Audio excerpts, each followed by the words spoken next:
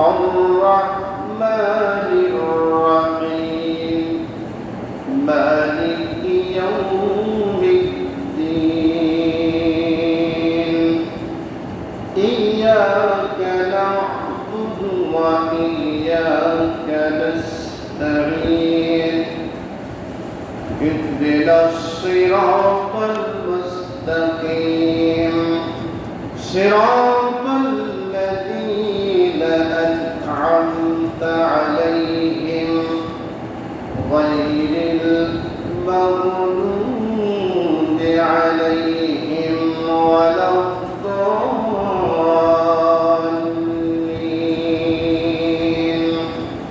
إن الله وملائكته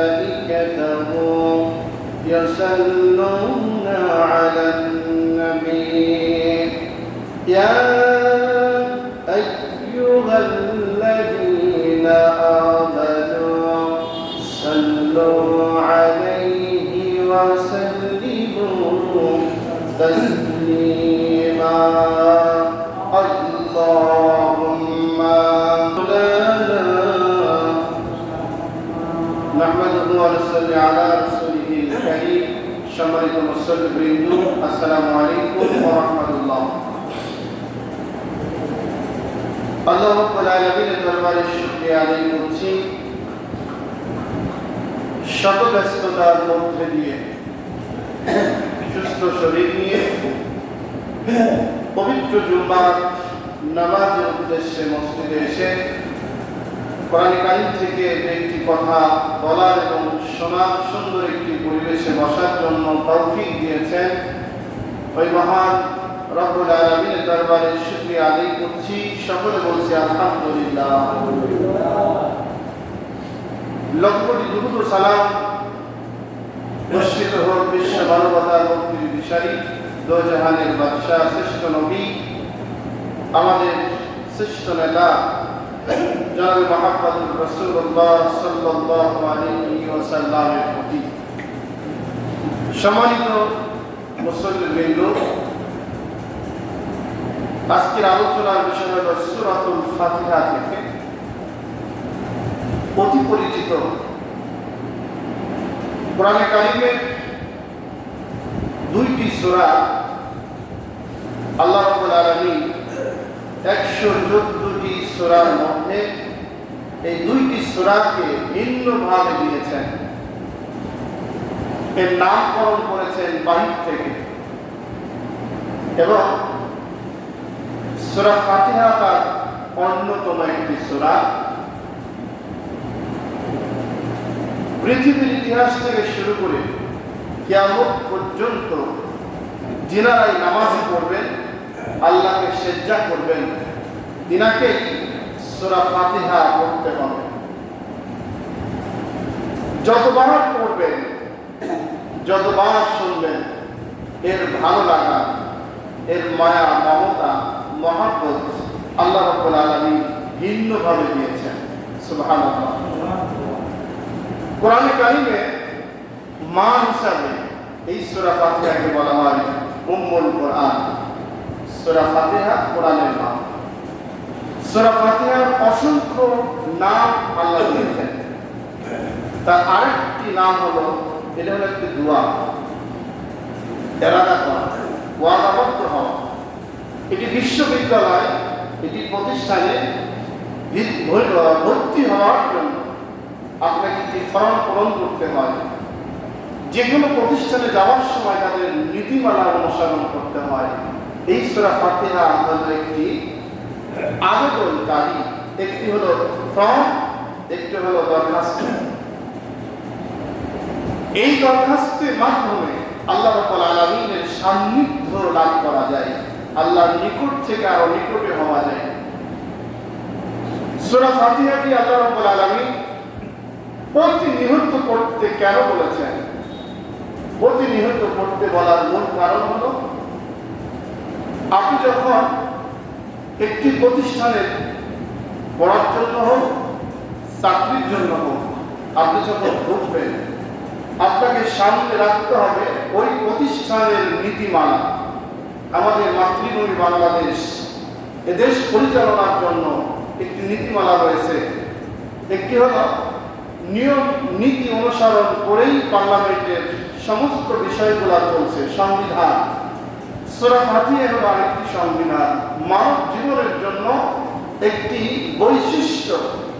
সেই জন্য আল্লাহ রাব্বুল আলামিন প্রতিনিয়ত আপনি যখনই আল্লাহকে সিজদা করতে যাবেন, সূরা ফাতিহা বাদে আল্লাহকে সিজদা করতে আপনি পারবেন না। কেন? সূরা ফাতিহা মধ্য দিয়ে আপনি ওয়াদাবদ্ধ হচ্ছেন, ফরম পূরণ করছেন, আবেদন করছেন, আল্লাহর কাছে আপনি দরখাস্ত করছেন। এরপরে আল্লাহর কাছে যা চাওয়া পাওয়া আপনি আর্জি করবেন। আগে হলো দরখাস্ত লেখা, রীতিনীতি, ভাষা এবং তার মাধুর্য সুন্দর করতে হবে। সেই জন্য আল্লাহ রাব্বুল আলামিন পৃথিবীর শুরু থেকে কিয়ামত পর্যন্ত যত মানুষ আসবে আল্লাহকে সিজদা করবে, প্রত্যেকটি মানুষকেই সূরা ফাতিহা আগে নামাজের প্রথমে পড়াটা ওয়াজিব করে দিয়েছেন। সুবহানাল্লাহ। তাহলে বোঝা যায় সূরা ফাতিহা ব্যতীত জীবন চলবে না, সূরা ফাতিহা ব্যতীত নামাজ হবে না, সূরা ফাতিহা ব্যতীত আল্লাহকে পাওয়া যাবে না, সূরা ফাতিহা ব্যতীত জান্নাতে যাওয়া যাবে না, সূরা ফাতিহা ব্যতীত কোরআনে কারীম বোঝার মতো শক্তিও হবে না। আমরা সেই সূরা ফাতিহা থেকে আমরা আলোচনা করব ইনশাআল্লাহ। সম্মানিত উপস্থিতি, আমি আপনাদের আরেকটি বিনীত অনুরোধ করতে চাই। সেটা হলো, আমার সামনে যারা বসছেন নিয়মিত নামাজি হন, অনিয়মিত নামাজি হন, আমার থেকে যিনারা বয়সে বড়, অনেকে 40 বছর নামাজ পড়ছেন, অনেকে 50 বছর নামাজ পড়ছেন, অনেকে আরো কম বেশি নামাজ পড়তেছেন, একদিনের জন্য সূরা ফাতিহা বাদ দিতে পারেন নাই। পারছেন? বলেন পারেন নাই। কিন্তু সূরা ফাতিহা পরিপূর্ণ অর্থ কি হবে এ ব্যাপারে কিন্তু আমাদের জানা নাই। ঠিক না বলেন? আমরা কিন্তু জানি না, বুঝি না।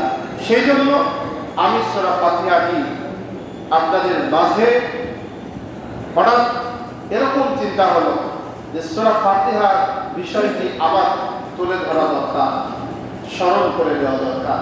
তাহলে আমাদের ভুলগুলা, আমাদের বিষয়বস্তুগুলা ঠিক থাকবে ইনশাআল্লাহ।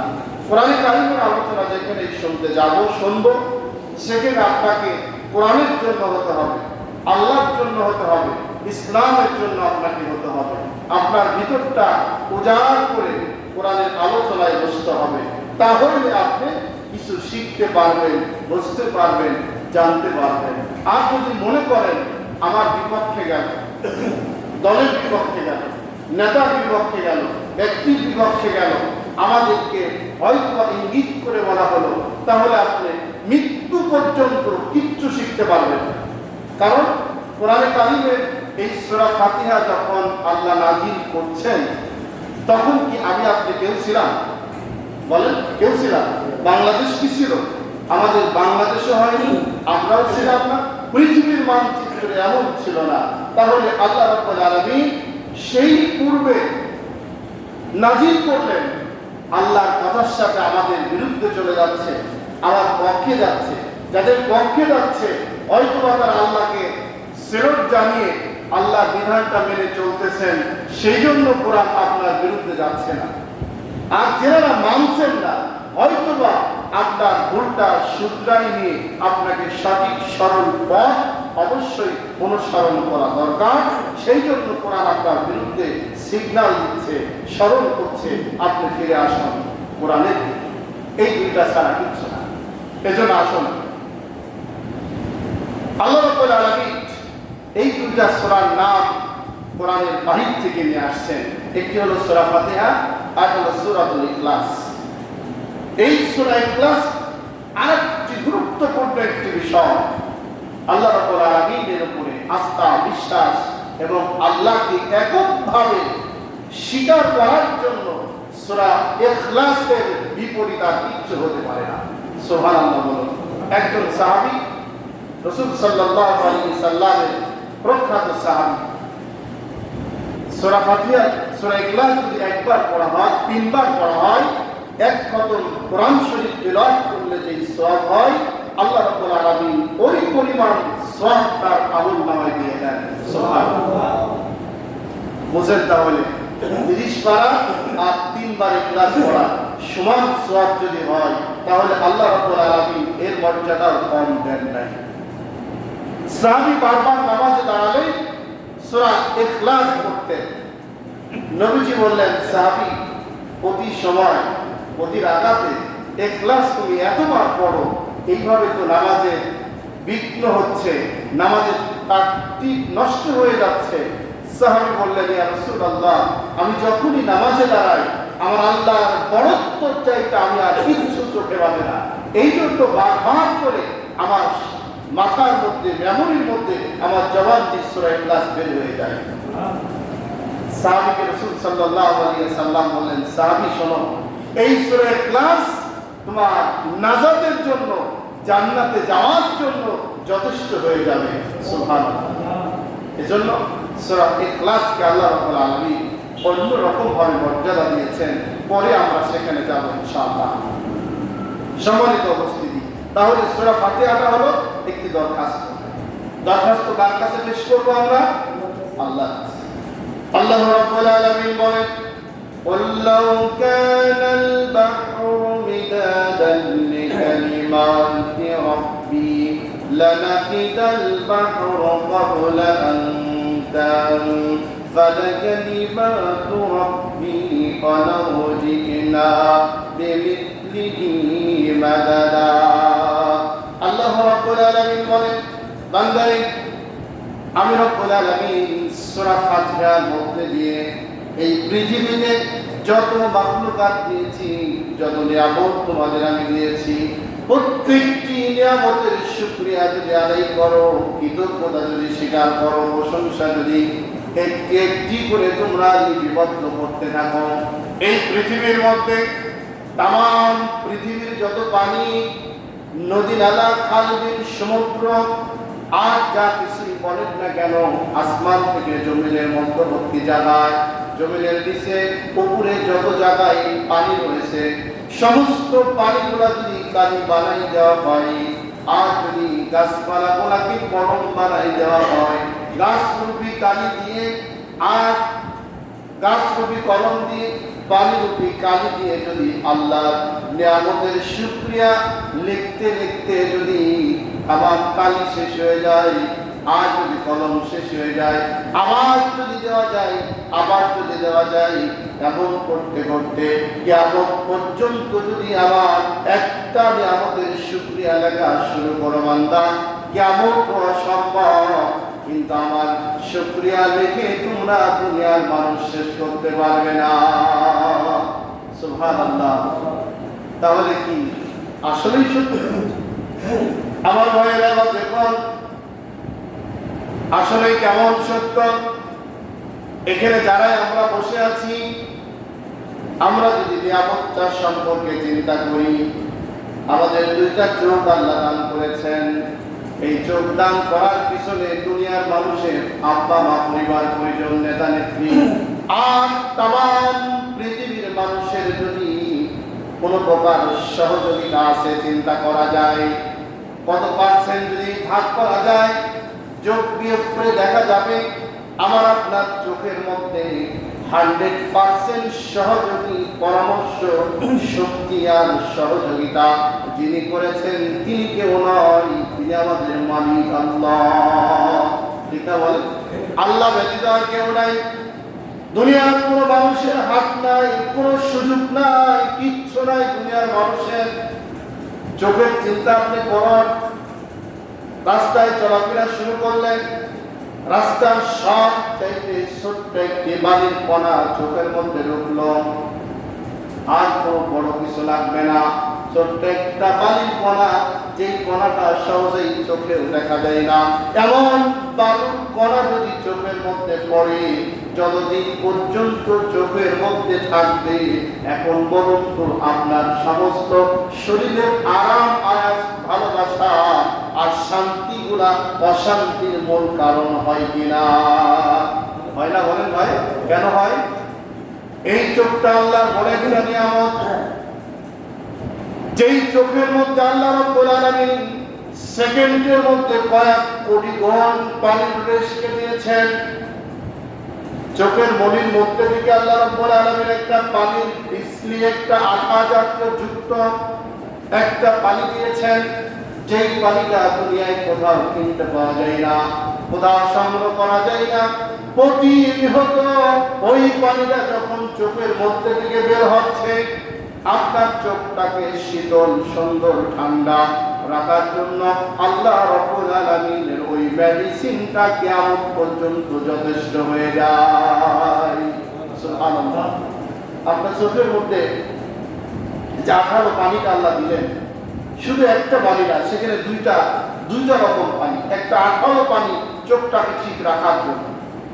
ওই 18 পানিটা কখনো মাটিতে টপ খেয়ে পড়বে না।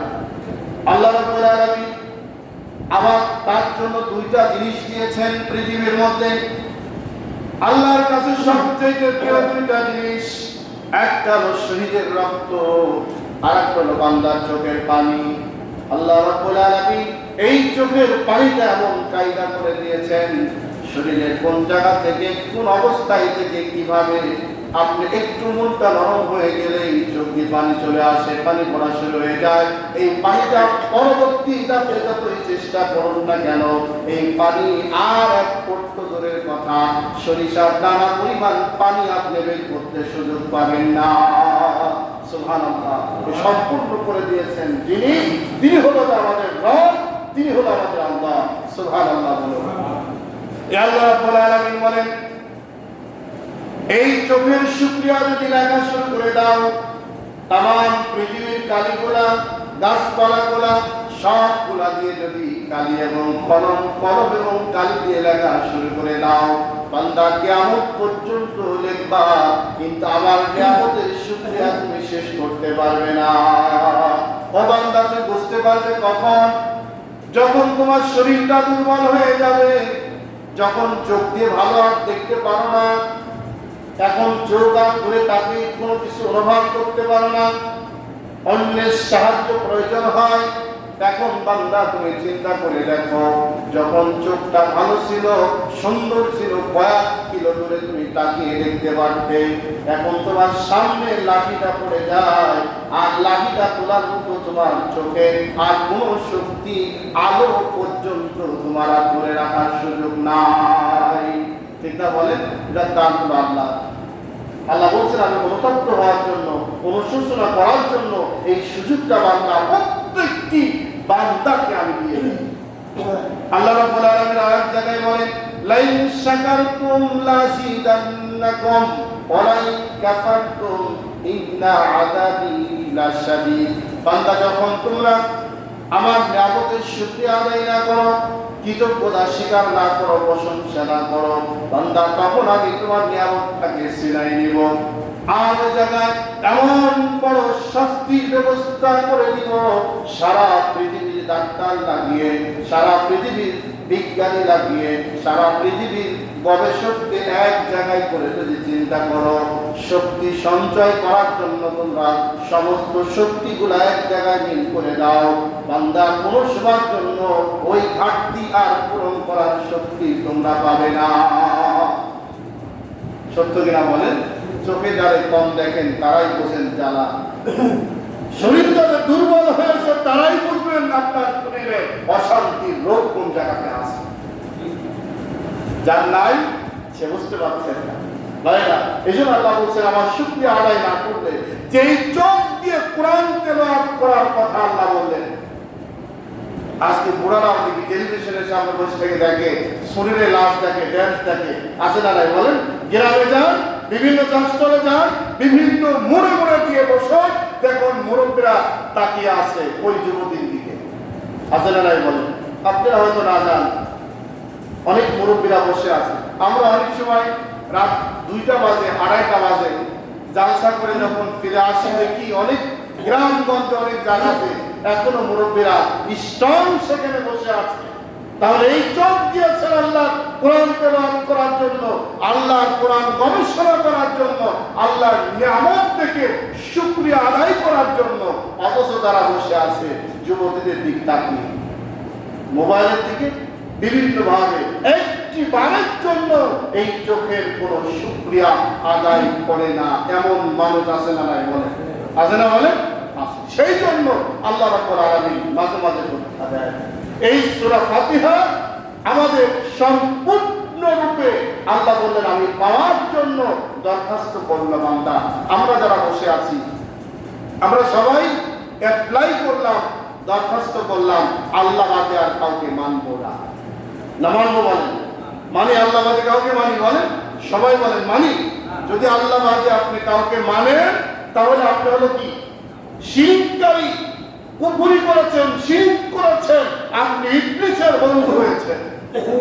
কারণ আল্লাহ বাদে মানার শক্তি পৃথিবীতে আর দ্বিতীয় কেউ নাই। যিনি আছেন তিনি হলো আল্লাহর দোসর, সে হলো ইবলিস। আমরা কি ইবলিসের অনুসরণ করি বলেন?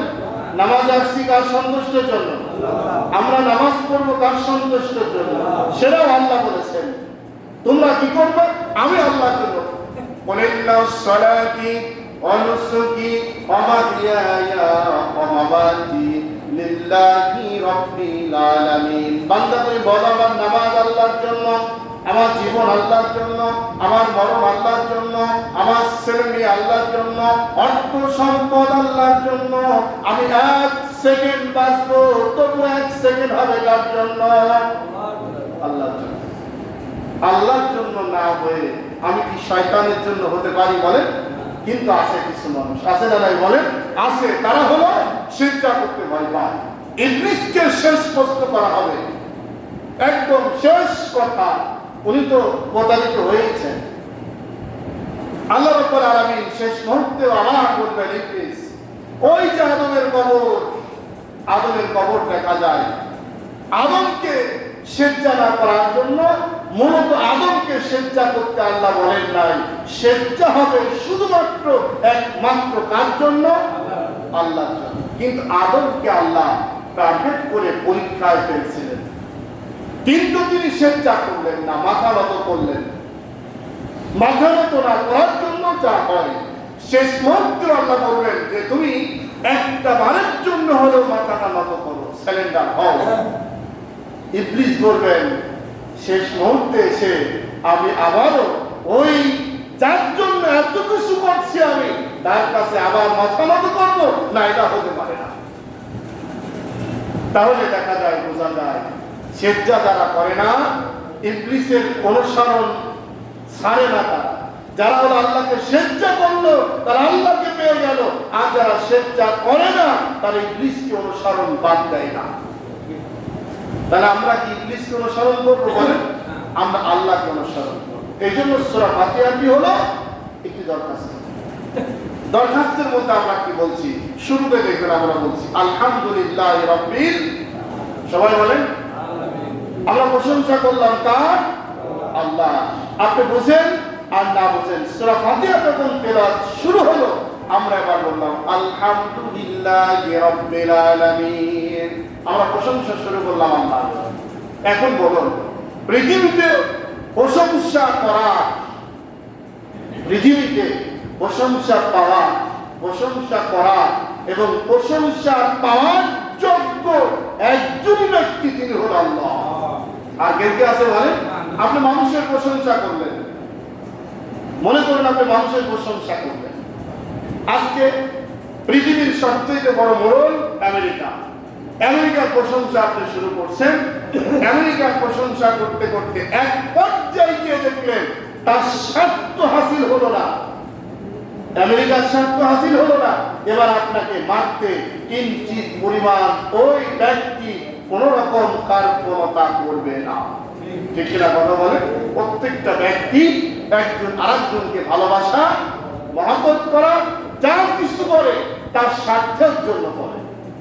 স্বার্থবাদী কেউ কোনো সময় লড়ে না, কিন্তু নিঃস্বার্থে যিনি আমাদের ভালোবাসেন, সবকিছু দিয়েছেন, তিনি হল আমাদের ভাইরা।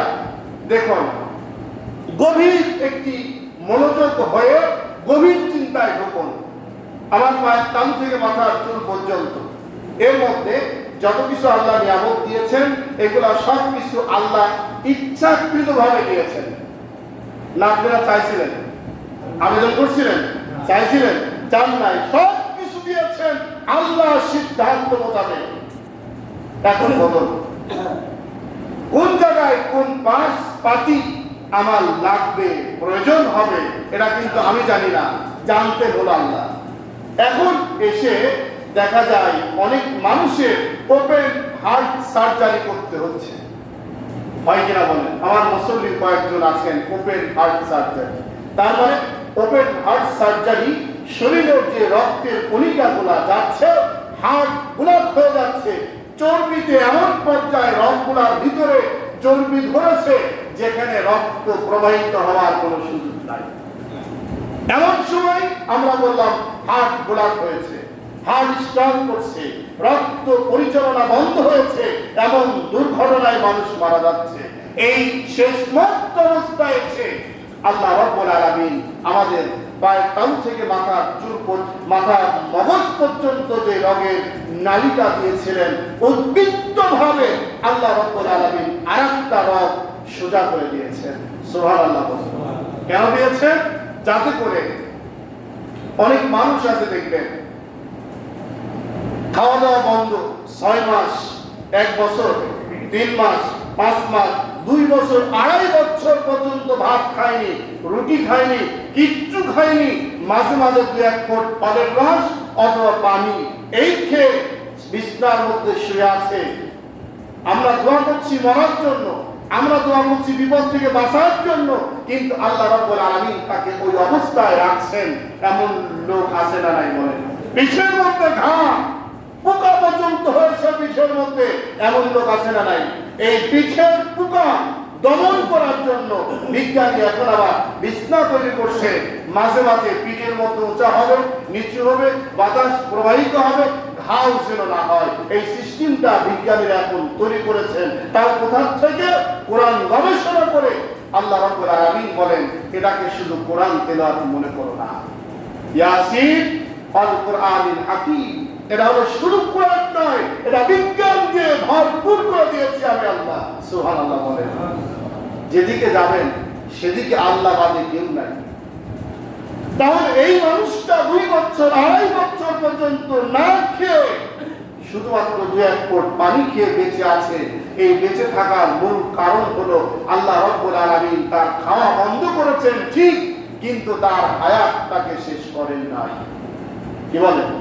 রিজিক, হায়াত, এই মৌত, তিনটা হলো সম্পূর্ণ আল্লাহর হাতে। তার মধ্যে স্পেশাল ভাবে আল্লাহ যখন সিদ্ধান্ত শেষ করবেন, হায়াত আছে রিজিক নাই, তার খাওয়া বন্ধ। আমার দেখবেন অনেক মানুষ চাকরি বাকরি করে একসময় এত কষ্ট করত, এত পরিশ্রম করত, ভালো কিছু খাবার পেত না, কিন্তু হঠাৎ করে ব্যবসা বাণিজ্য চাকরি যা কিছুই হোক না কেন প্রচুর পরিমাণ খাওয়া, এখন ফ্রিজে অভাব নাই, যখনই খাওয়ার রান্না হয় এত পরিমাণ খাওয়ার রান্না করে 1 মাসে তার আগে খাওয়ার ব্যবস্থা হলো না। এমন আছে না নাই বলে? আছে। কিন্তু দেখা গেল এত খাবার থাকার পরে ডাক্তার তাকে বলছেন ভাই এগুলো আপনি কিচ্ছু খেতে পারবেন না। আছে না নাই এরকম? খাওয়া নিষিদ্ধ হয়ে গেল, খাওয়া আছে ঠিক, কিন্তু যদিও খায় বাঁচতে পারবে না। তাহলে বেশি খালেও আল্লাহর ফয়সালা, যদি রিজিক উঠে যায় উনি বেশি খেতে পারবে না।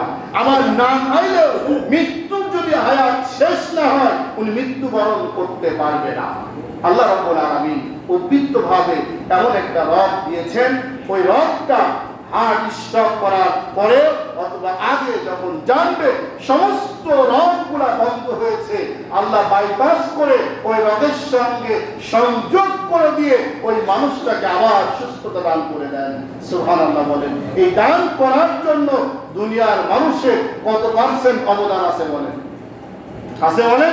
নাই। কিন্তু বেঈমান এই জাতীয় ব্যক্তিগুলোর পরিবার, ওই ব্যক্তি সহ তারা প্রশংসা করে ইন্ডিয়া, প্রশংসা করে ডাক্তারের, প্রশংসা করে ব্যক্তি অমুক জায়গায় না গেলে এই লোকটি আর এই কাজ করতে পারত না, বাঁচত না।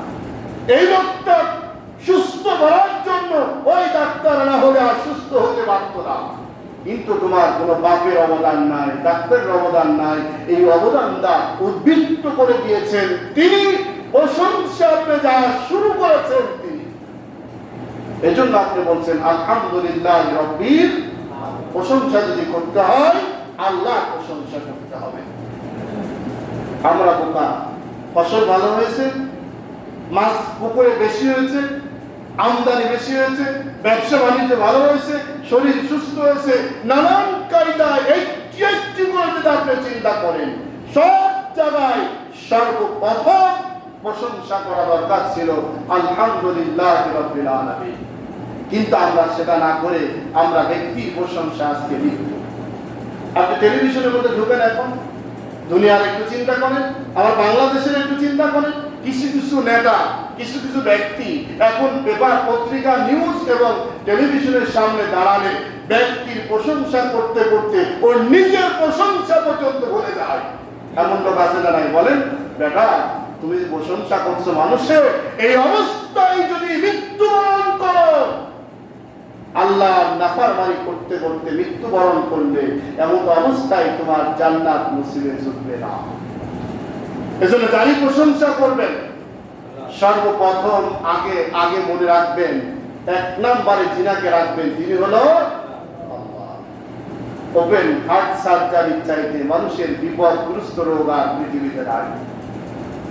শেষ মুহূর্তে এসে আল্লাহ রাব্বুল আলামিন আপনাকে সুস্থতা করার পরে এখন আপনি প্রশংসা করেন আল্লাহ আমাদের ডাক্তারের, মানুষের, ব্যক্তি, তাহলে গজব, বিপদ, মুসিবত আপনাকে আল্লাহ দিবেন, আপনি না দিবেন।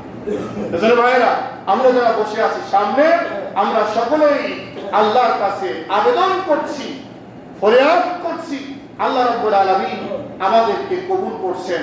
কবুল করার জন্য আমরা সেজদা করতে পারছি, নামাজে আসতে পারছি, সুস্থ জীবন যাপন করতে পারছি। তাহলে আমরা এখন আল্লাহ রাব্বুল আলামিনকে বাদ এক মিনিটের জন্য কোন ব্যক্তির পূজারি করতে পারি না।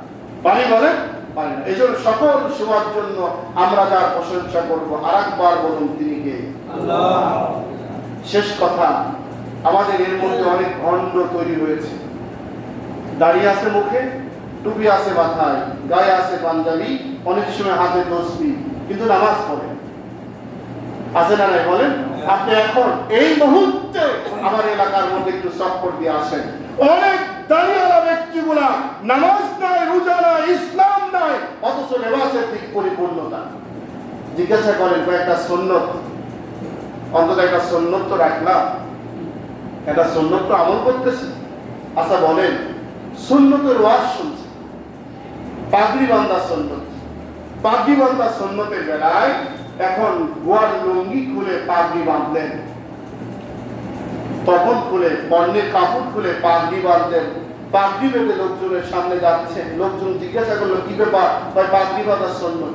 তাহলে আগে কি সুন্নত, আগে হলো ফরজ থাকতে হবে। কোনটা ভাই? আগে ফরজ ঠিক করে এরপরে পাগড়ি বাঁধো, এরপরে সুন্নতের আমল করো, তাহলে তোমার লাইফটা কাজে লাগবে।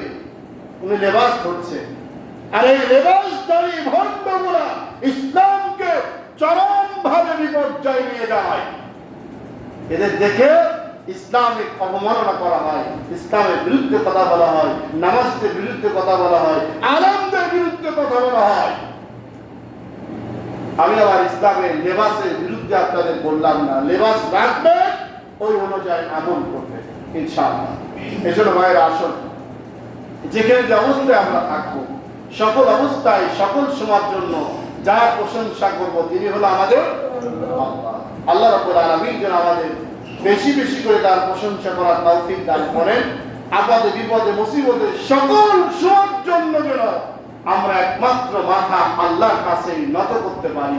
দুনিয়ার লোভে ব্যক্তির উপরে, দুনিয়ার অর্থের লোভে ব্যক্তির উপরে, দুনিয়ার সুখ শান্তির জন্য সুখ শান্তির লোভে ব্যক্তির উপরে নির্ভর করে একটি কাজও আমি আপনি করবো না ইনশাআল্লাহ। বলা যাবে তো ভাই? ইনশাআল্লাহ। যা কিছু আসবে আল্লাহর পক্ষ থেকে আসবে। কাউকে ভালোবাসবেন, আল্লাহর জন্য ভালোবাসবেন, কাউকে ত্যাগ করবেন, আল্লাহর জন্য ত্যাগ করবেন। করবেন, আল্লাহ যেন অসন্তুষ্ট না হয় এই বিষয়টা খেয়াল রাখবেন। আল্লাহ যেন আমাদের তাই করেন, আমাদের ভুলভ্রান্তিগুলো ক্ষমা করে দিয়ে আল্লাহ রাব্বুল আলামিনের সঠিক সোজা পথকে অনুসরণ করে চলার জন্য যেন আল্লাহ তৌফিক দান করেন, বলেন আমিন। আলহামদুলিল্লাহি রাব্বিল আলামিন। যারা সুন্নাত পড়েন নাই